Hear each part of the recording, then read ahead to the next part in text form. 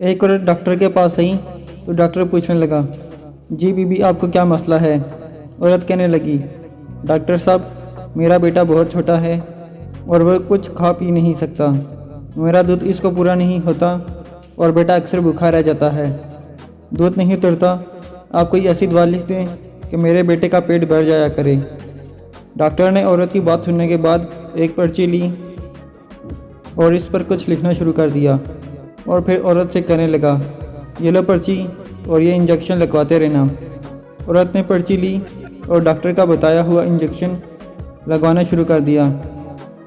Injection लगवाने से बहुत फ़ायदा हुआ और औरत के बेटे का पेट बढ़ने लगा, लेकिन वह औरत अपने जिस्म में बहुत दर्द महसूस करने लगी।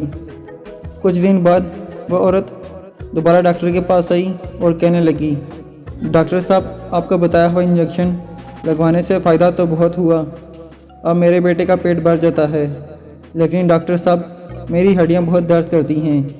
डॉक्टर कहने लगा, तो ऐसा करो आप इंजेक्शन लगवाना बंद कर दो। औरत कहने लगी, नहीं डॉक्टर साहब, अगर मैंने इंजेक्शन लगवाना बंद कर दिया तो मेरा बेटा भूखा रह जाएगा। यह कहकर वो औरत वहाँ से चली गई।